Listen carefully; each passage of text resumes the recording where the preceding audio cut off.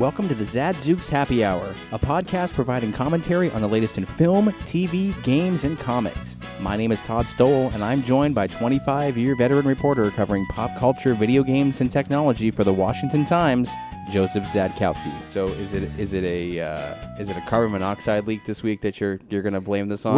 Well, if I have brain flatulence, I will then buy you a monoxide meter. I have one.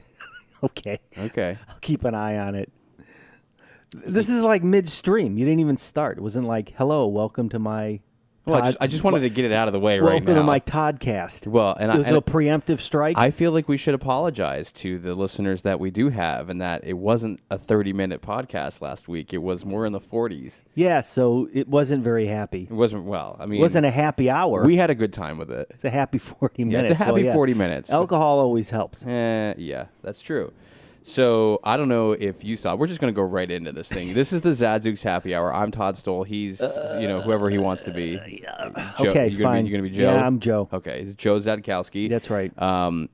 Did you happen to see some of the new trailers that just came out, first of all? Obviously, you're excited about them. I did see the Deadpool one, and I thought it was great. Yeah. Because of Stan Lee.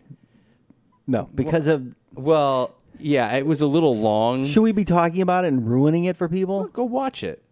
It was a little long. Yeah. But it was, there was some great takeaways from it. He's doing something in a phone booth right in front of a movie theater that's playing Logan, which is great. Carries over from the first one, and it's typical sarcastic Deadpool. It looks great. I'm very excited. Even though it's 2018, I'm glad they threw something together now.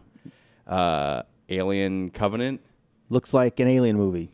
Yeah, but looks like a bunch of guys trapped on a ship having a problem. The only thing that I think could make this movie fun is Danny McBride, who I think could be this overreactive guy who looks like he probably survives a fair amount in the movie. Maybe he doesn't all the way, but the one shot that they have with the xenomorph on the ship that they're trying to take off, smashing its head into the window to try to get into the cockpit, looked very cool. But I'm still waiting for Neil Blomkamp's Alien. That's the one you want. Yep. I'll watch this one, but right. I still want that one. Today they dropped the full-length first cut trailer for Pirates of the Caribbean, Dead Men Tell No Lies. Looks interesting. It's definitely the last one. They say specifically in the trailer, it's the final chapter. Okay. So... Was it necessary? Yeah. I mean, it could be good. It's Javier Bardem is the then there's a bad guy. A young swashbuckler and a young female swashbuckler. Along with Jack Sparrow. Which sounds exactly like the first movie. Yeah. And there's a bunch of decomposing dead guys chasing him. Now, if they had done it's the same as the first movie. If they had done the ultimate callback and put Michael Bolton in the movie and called back to the Lonely Island doing the Jack Sparrow song, it would have been, I would have really broken the internet for me. And the last one, which looks very fun, is Guardians of the Galaxy Volume 2. The trailer was awesome. I'm very excited for this movie. It looks like you could have a fun time in the theater. So I'm really looking forward to that. I think these are 4 great movies.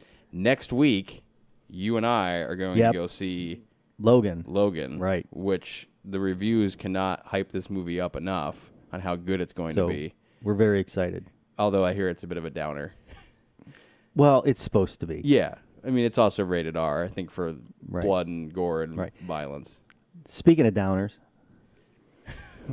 or do you have more to talk about? I mean, there was a lot that went on this week. I'll talk about one downer. Okay. Let's talk about Bill Paxton. Oh, my goodness. I'm crushed. I mourned for 24 hours. I'm crushed. Love that guy. Loved everything he was in. There was nothing he could do wrong. Aliens, come on. Yep. Iconic role for him.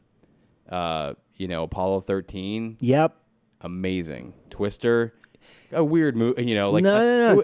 At its time, that movie was phenomenal. Twister was the first movie I ever saw on DVD. Okay? You know who else was in that? Who's dead? Philip Seymour Hoffman. Oh, my goodness. That's right. He was a storm chaser, an assistant. And they did something I saw on Facebook that all these storm chasers went out. That's right. I saw GPS, that. And they drew a BP while they were out using their GPS tracking, which is awesome. Hatfields versus the McCoys. He was just in recently, which I love. That was great. Big Love.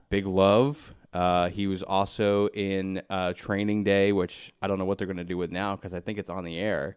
Right. I think he plays a crooked cop. I'm not sure if he's playing Denzel's character. I haven't really seen much of it, but a huge career. He was in Terminator. He's in it for like 2 minutes. What? So Arnold, the first Terminator. The first one, he goes up and says, "Give me your clothes," and he pulls a knife on him. He's a punk kid. I kind of remember that. He's a punk now kid. that you bring that up. So 61 years old, had a stroke. Right. In the midst of heart surgery. Super sad. Hats off to him. His career as an individual, it sounds like he was a very nice guy. Really bummed out that he's gone. Not a great way to start 2017. No. For sure. On that note, you want to move into some other downers? Warren Beatty, or do you want to... I mean, he's still alive, but I bet... well, his career's not. That Oscars thing, man, that was rough. Whose fault is it? So first of all, I was boycotting it, so I didn't see it, so I only had to hear about it. But did you watch it? I kind of watched it, and it looked like he kind of threw Bonnie under the bus. Yeah, he threw her under the bus so hard. I mean, when they finally showed it, it specifically said Best Actress. Yeah. And it said Emma Stone, La La Land. So why didn't he stop? Why didn't he just turn around and say, "Guys, I think you gave me the wrong card. This says Best Actress," and had somebody run out with it? I mean, it would have been bad TV. But not as bad. Not as bad as this. Now, granted, in this case, bad TV turned into phenomenal TV because think about how much traffic... like everything online. People are just clamoring it for this exploded. video. It's unbelievable. Poor Jimmy Kimmel, who just looks like, I don't know, deer in the headlights. I mean, eventually he just turns around and he's like, "What did you do, Warren?" She just left. Well, apparently as soon as they screwed it up, she was gone. She just took off, right? And he had to stay behind and answer questions. It really ultimately is his fault. He should have never given it to Faye Dunaway to say... He's a director. He knows better. I mean, now granted, I guess this is the one thing that kind of frustrates me about the Oscars. Why don't they tell the presenters ahead of time, like, who it is? Yeah. So when you open the envelope... There's no... But I mean, I guess what are they afraid you're going to like somehow give it up when you like make a facial expression or something? I don't get it. But why, maybe. Why wouldn't they tell them? And that way, if you open the card and it's wrong, then you can say, "Guys, this is not what you told me." Right. Because it's never happened before? Apparently it did happen. It happened with Sammy Davis Jr., but he caught it and said that you gave me the wrong card. Right. In this case, he read it. She looked like he was joking with him. Mm-hmm. And then he's like, I mean, look at this. And then she just goes, "La La Land." And, fail. Wow. I mean, what can you say about it? We'll cover our scorecard a little bit later on in the show as to how poorly we did with our Oscar picks. I'm proud to say I did poorly. I am giving us a half a point because we did pick La La Land for Best Picture. Right. And it won it, but then it lost it, so I feel like we deserve a half a point. It's only fair. Yes, I'll agree with that. So speaking of Warren Beatty, you asked me to watch something which I did not get. Which, of course, you completely ignored. I did not get a chance to with preparing for this thing. I'm up at 3 o'clock in the morning, breaking into a night sweat, watching this thing. And? It's not good. It's called Rules Don't Apply, and it's basically an absurdist biopic of Howard Hughes. Which was already done much better. By Leonardo DiCaprio. Yeah. He's got this ton of co-stars in it. Matthew Broderick, Warren Beatty, Annette Bening, Alec Baldwin. Ed Harris. Candice Bergen. Yep. Oliver Platt. Martin Sheen. Yeah. And no one has... And you know what? And the lead actor in it is the future Han Solo. And you know what? No one's heard of this movie. I never heard of it. It was a box office thermonuclear bomb. Yep. So it's probably not a bad idea that I didn't watch it. Right? He's been, and this is the worst part of it for Warren. This was like a pet project of his for like 4 decades. He's been trying to make the script right for 4 decades. He finally put this thing together. It cost like $25 million to make, and I think it made like $3 million back. But what's interesting about it is you look at the cover, and it says, hugely entertaining from the New York Times. Warren Beatty is back and better than ever. New York Post. I mean, these are big names. The wait was worth it. Yeah. New York Daily News, which, I mean, come on. Right. Rousing entertainment, deeply satisfying. The Wall Street Journal. What movie were they watching? Aviator? Okay. So anyway, if you want to watch a movie about silliness in Hollywood in like the 50s, 60s, that era, Watch the La early La area, Land? watch La La Land, L.A. Land, Yeah. or watch Hail Caesar, the Coen brothers. Yes. They know how to do this stuff right. Yes, they do. So I'm sorry, Warren. You've been in some spectacular films. You've created some amazing projects. This wasn't one of them. You know, it's like I was mentioning to you before we came on. I forgot he was Dick Tracy. I mean, in the back of my mind. Right. And that's an iconic role. But once again, that was a pretty bad film. But it was fun to watch. Well, it was no Roger Rabbit. It was not Roger and oh my God, Al Pacino was in it. I know. And you know, guys like that. Well, Al that Pacino's caliber. made some pretty bad bombs too. I mean, they all have. Wow. We just hit it right out of the gate with disappointment. Let's make it worse. Let's make it worse. So you want to take a break, and we're going to come back, I guess? Sure. And we'll talk. Is that a quick break? Yeah, it'll be a quick break. Okay, you're going to open a window, let whatever is in here out. Well, that's why there's a fire in the corner. Perfect. Yeah. So we'll be back to talk Allied right after this. Allied. Communities Digital News, built by the writers and editors that deliver the news 24 hours a day. Visit comdiginews.com. That's COMMDIGI news.com. And support the next evolution in news. What were you doing before this anyway?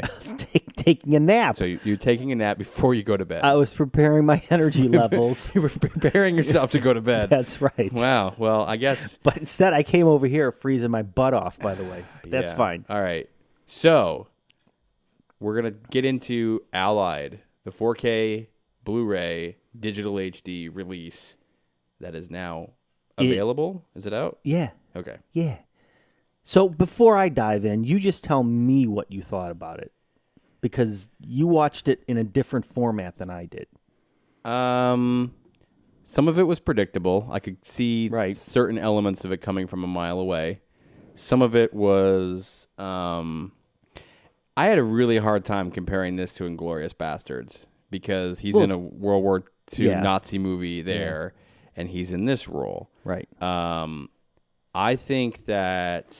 And I always really butcher her name. Marion Cotillard. I'm so glad you're mentioning. Cotillard. Okay. She's great in this movie. She's great in every movie she's in that I've seen. Very believable. I think that's the first time I've seen her in a movie. What else she's been in? Inception. Oh, really? She's Okay. Ra's al Ghul, the daughter. Ah, okay. In Dark Knight Rises. Got it. You've seen her in movies. What's this movie about? This movie is Do you about... want me to say it or you got it? I think I have it. Okay. And I watched it. So this movie takes place in World War II. Yes. He is a... what is his... Canadian? Yes, he's Canadian. Intelligence officer. But what is he's a...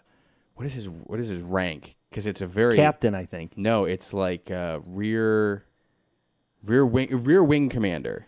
Okay. It looks like the Air Force. And RAF. Right. Yeah, the RAF. And he is based out of London.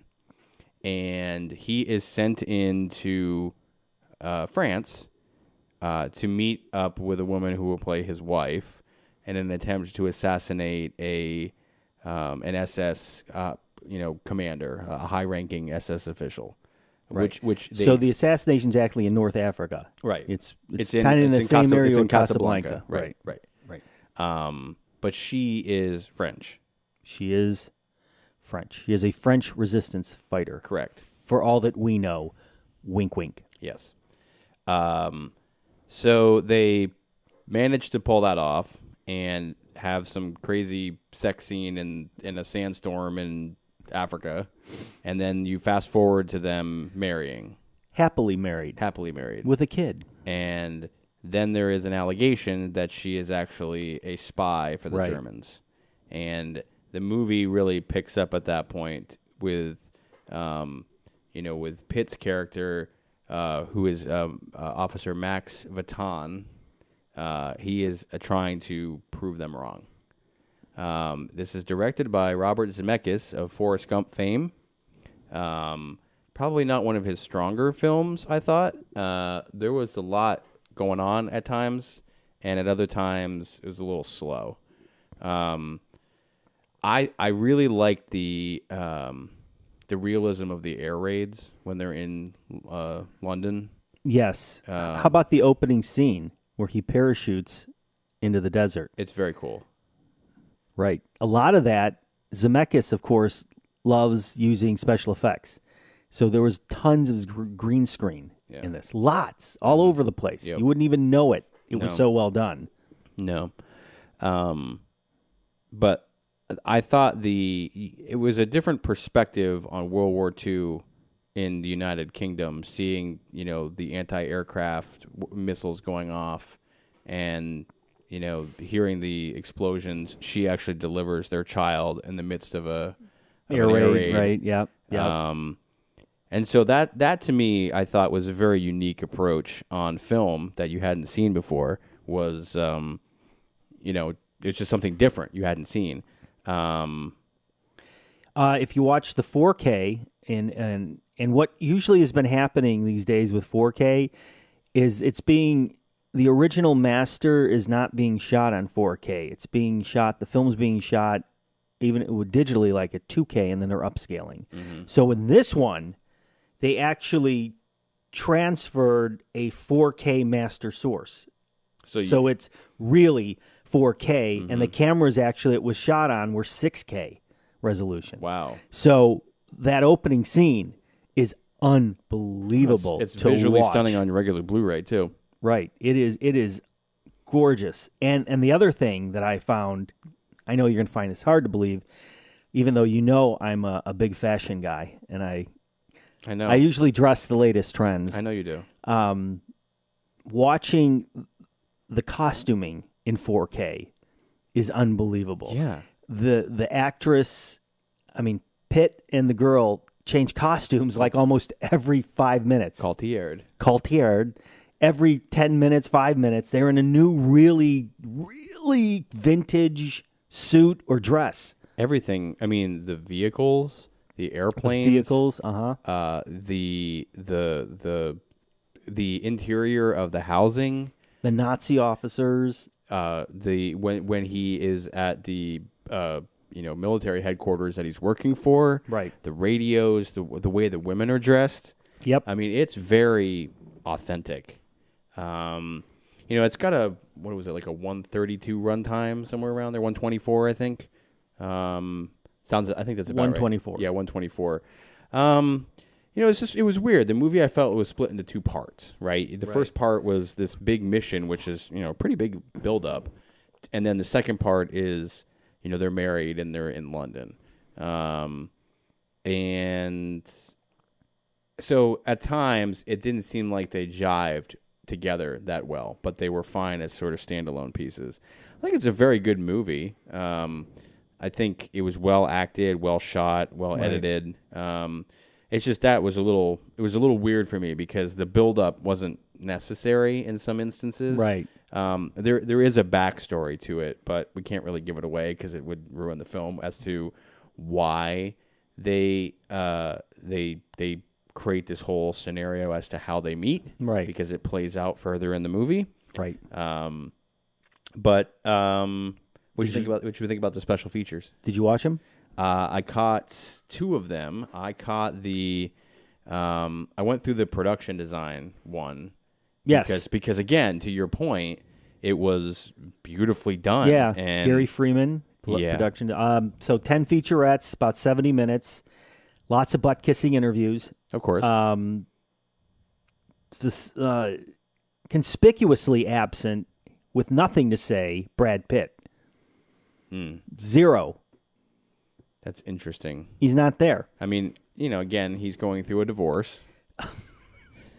Maybe he can't.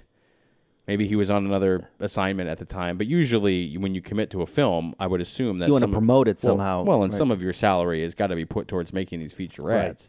Once again, I would have preferred a optional commentary track. Which Zemeckis would have been great. Which was, for me, what I thought was interesting is that the 4K version had nothing. The Blu-ray had, all of it, the 70 minutes to it. But yeah, there's no commentary. But then again, Zemeckis gets his fill when they introduce Through the Lens, directing with Robert Zemeckis. Right. That's his butt kiss He moment. doesn't need to do, an optional commentary track on it, I guess. It was a good movie. Wasn't a great movie, but it was visually pretty amazing. I liked it. It's a B+. Yeah. Yeah.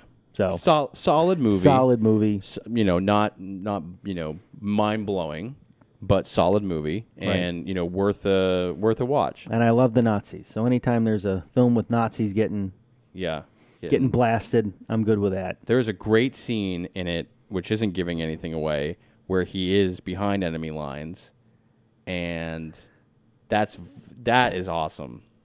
Yes. And I bet on 4K that must have been amazing with the sound too. Now, I don't love the Nazis. I love the Nazis getting beaten. So just don't extract that from somewhere and use it in a ringtone. Fake news. Yeah. We'll make sure that we put a disclaimer in I here. want a disclaimer at the beginning of this. Okay. Joe doesn't love Nazis. No one does. Well, we don't. But neither does the man in the high castle. This is true. And how you doing with that? That's great. I got 2 to go, and then I'm going to be depressed. And then you're caught up. Oh. You're going to move into Stranger Things? Yeah, I think I have to. You got to do it. We need to do a big blow-up when that new one comes out, right? I am excited for it. I'm hoping we're going to get screeners for that ahead of time. Okay, squirted off topic. It's okay. We'll be right back. We'll be back. No Nazis. And then This is a no-Nazi zone. You are going to get into a Halo very Wars. fun game. Yes. So we'll be Halo back. Wars 2. Volume 2? Number 2. Number 2. Yes. We'll be back. Communities Digital News, built by the writers and editors that deliver the news 24 hours a day. Visit comdiginews.com. That's COMMDIGI news.com. And support the next evolution in news. So I want to let you know that I know for a fact you've been playing this game because I wiretapped your house months in advance. Oh, you did? Just so you know.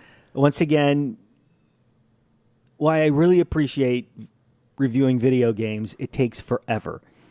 It's not like a movie. Well, not Let's to put it mention, that way. you can sit here and have a conversation with me after playing it for 45 minutes, but you've got to write a story about it. That's right, too. on top of it. And so that's tough. I put about 8 hours at least into this game, and I got a long way to go. But that's good, right? 'Cause Yeah. if you spend $60-$80 on a game, you really want to play it and you want a enjoy good it. 20 hours of That's game, right. of play. Yeah. That's right.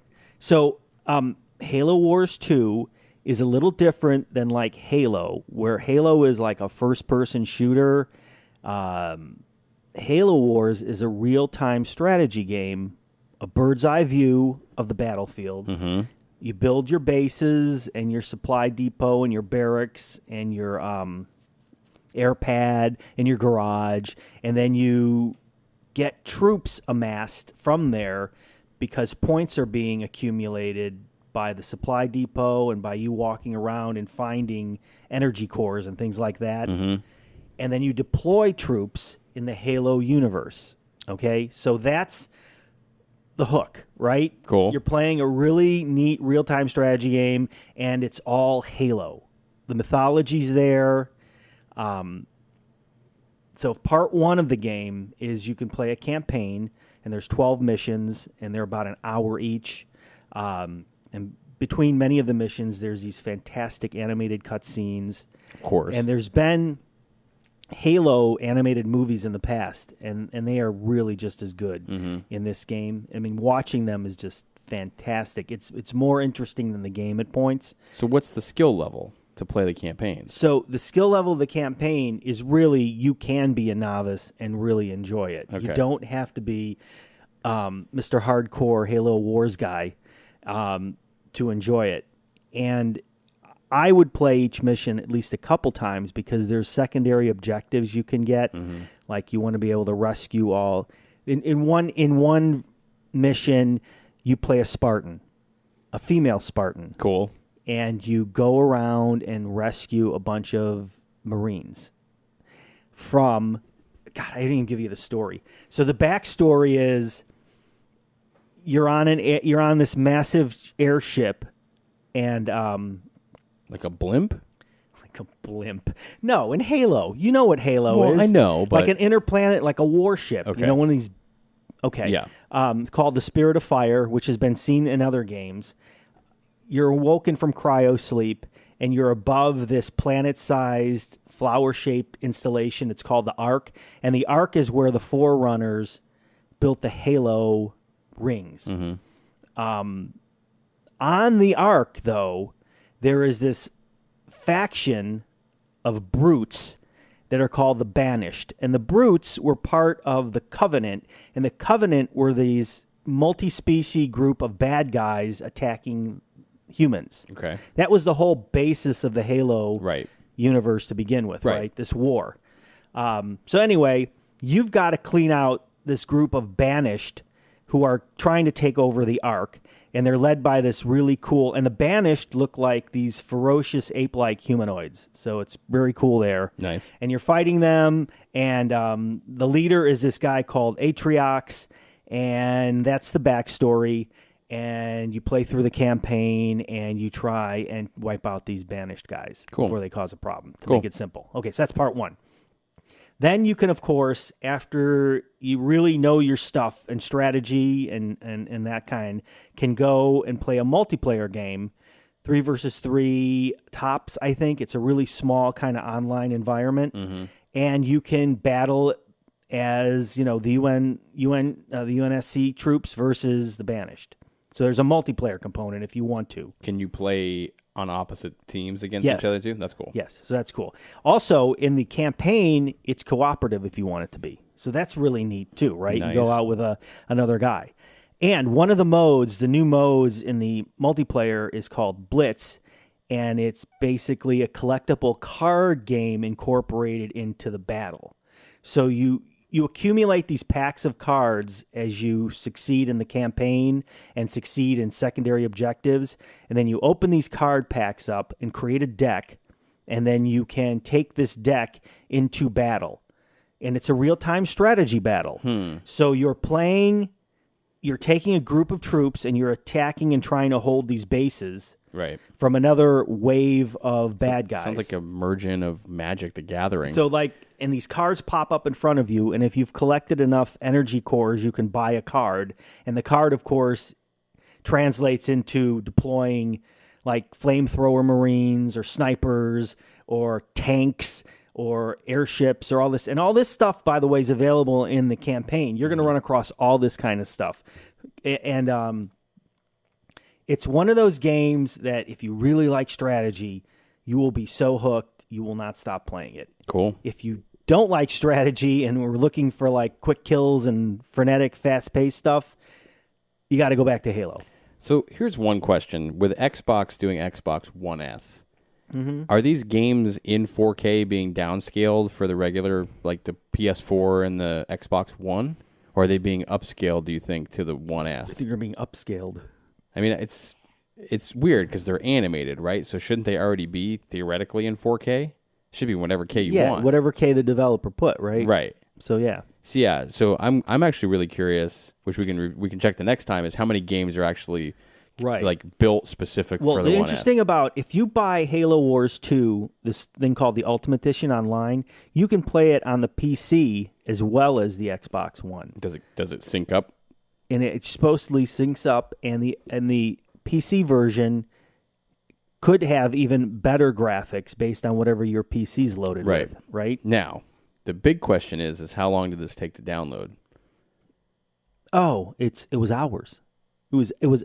Here's why it was even worse than hours, because the Ultimate Edition comes with the original Halo Wars and all the download packs.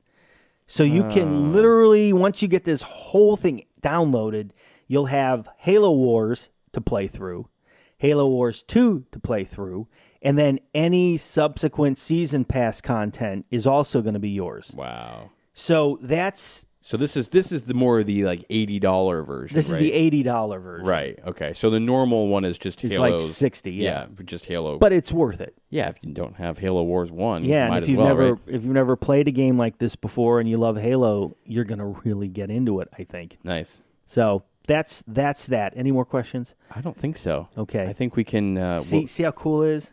it looks It's great. always good to show pictures on a podcast. Yeah.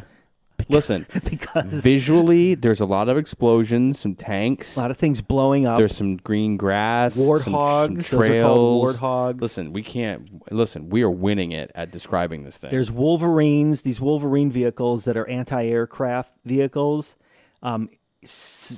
It's also a rock, paper, scissors type of battle, meaning, one type of infantry, one type of airship, one type of craft or vehicle will take precedent over another to defeat. So you have to mix your strategy. You just can't have a bunch of tanks go into the battle. You got to have some soldiers. You got to have, At least you don't have to pay the 99 cents to get more and you credits. don't have to pay. But if you want more card packs, You've got to pay. you could pay, which is ridiculous. It's like they've taken the whole iPhone Yeah. App Store and applied That's it not here. cool. No. You know? Really. If you're paying $80, you should be able to just do what you You want. should be able to find the packs, Yeah, right? Yeah. Or Easily. go back and play missions and get more. That's right. Yeah. Cool. We're going to come back. We're going to go through our horrible picks for the Oscars, and then we'll close this podcast out. We'll be back. Thank you. Communities Digital News, built by the writers and editors that deliver the news 24 hours a day. Visit comdiginews.com. That's COMMDIGI news.com. And support the next evolution in news. Okay. Let's do the Oscars. Best Picture, giving us a half a point. We picked La La Land. Moonlight won it, but La La Land was there first. So Okay. I'm giving it to us. I got none of this right. Best Actor, you and I both picked Denzel, Casey Affleck, so we don't get a point Right. there. Actress, Emma Stone, La La Land, we both We get a knew point. Supporting Actor, I cannot... Mahershala Ali, Moonlight, nope. Nope. Did not pick that. Viola Davis, yes, we did for supporting actress. Zootopia, I picked for animated feature. Good on that one. I was a Kubo guy. Cinematography, La La Land, I feel like we did not. I thought I picked Hacksaw Ridge. I think so. Costume design, Fantastic Beasts and Where to Find Them. I get a point for that. 'Cause Yep, picked I did that. not pick that. Director, La La Land. I think we both decided we were going to pick that. I didn't pick Mel Gibson. Well, we both said it was good. We wanted it to Mel be. Gibson, Right. but Mel that it even was, shaved. he still looked a little bug-eyed and strange in the audience. OJ Made in America, get a +1 on that one. Yep. I don't think we did the short film, No, nobody cares. which were okay. Film editing, Hacksaw Ridge. Yes, I think we did. I think we're I'm okay. pretty sure there. Foreign films we didn't do. Makeup and hairstyling, I got that one wrong. It was Suicide Squad, and I thought Which was a shocker. for sure it was going to be Star Trek. Shocker. Score, La La Land. I don't recall us talking about that. Did you ever think that you would say Academy Award winning Suicide Squad Hey, ever? I liked it. I Okay. liked it. Fair enough. Song, La La. We said it was going to be one of the two songs from La La Land. I'm taking the full point on that one. I don't care. Production design. I don't remember. Animated short we didn't see. Live action short we didn't Don't care. see. Sound editing, Arrival. I think we talked about it, but I don't think we picked it. I don't think we picked it. Sound mixing, Hacksaw Ridge. I think we did pick that because Yep. of the bullets Yes. and everything. I win visual effects for The Jungle Book because that was just inevitable. Adapted screenplay, Moonlight did not pick. Original screenplay, Manchester by the Sea did not pick. So I'm going to say we gave ourselves about a 50%. Which, you know what? For having not watched half of the movies in That's this right. thing, It was pretty and good. for not watching the Oscars except for the craziness at the end of it, not bad. So, I'll go with that. hey, you know what? This isn't like a day job or anything. So for 50%, I'll take that. That's a home run. We should give ourselves a If you trophy. if you did that in the batter's box, you'd be batting 500. Hey. Hey. You know what? You're Hall of Fame. That's right. So take it for what it is. So what's up next week? Anything that you're looking through? Disney's Moana, Okay. which is really good. Okay. You think you might find some time? I can find some time for that. Okay. That's going to be great. Okay. There's a potential. We're going to be touching on Tom Clancy's Ghost Recon Wildlands, I think it's called. And more importantly, we're going to be talking about Logan. Oh, yeah. We'll have Logan to talk about. And it'll be, yes, I know we're going to disappoint because we're going to talk about a film in the actual theaters. And the last movie we did was Ghostbusters, and we disappointed on that one. Right. This won't happen this time. I don't think so. I think it's going to be hard for us to hold the fanboy back on this one. Right. So something we've never said in this podcast, we thank you for listening. And if you want to subscribe because you're having such a good time, where do you subscribe? You can go to iTunes, Stitcher. You can get TuneIn so that you can hook it to your Amazon Alexa and say, Alexa, play the Zadzooks Happy Hour on TuneIn. Is it on Kaliki Radio? as long as they don't have an outage, and then you're out of luck. Okay. Google Play? We're out in Google Play. We are where you need us to be, so you can find us Easily. Download your latest and greatest podcasting tool and subscribe. And we appreciate that each week we are generating more listeners, and we're very thankful for that. Yes. And we're not in it for the money yet. Much like my friends at Schitt's Creek would say. Yeah. Best wishes and warm regards. And what's the name of the mayor again? Roland Schitz. See? Schitt, which apparently threw you for a loop last week. You thought you were going to have to do a lot of editing. You know what? There's going to be a problem. That might be the greatest name for a character ever. Yes. I can't think of a more splendid name for Go a character. watch an episode. I know. It's 21 minutes. The problem is I've got Netflix. I've got Hulu. It's 21 minutes. And I did screen one movie, which I'm not going to talk about because I couldn't do it justice. It was the new Elijah Wood film on it, which is Netflix only. We can maybe touch on it next week. Okay. It's very weird. Is it violent? Does it get violent? A little bit. Okay. Yeah, it's a very weird movie. So not as weird as Rules Don't Apply. Well, I'm glad I didn't watch it. Yeah. Well, now you're going to have to, aren't you? Probably, just to say that I saw it. Okay. So this has been the Zadzooks Happy Hour. My name is Todd Stowell. I'm still Joseph Zedkowski. And you're still alive. There's carbon monoxide I have not passed out at any time during the program. Headaches? No headaches. Smelling anything funny? Well, I don't think that has to do with the carbon monoxide. Well, you know. Best wishes. Come on, say it. Warm regards. Thank you. And good night.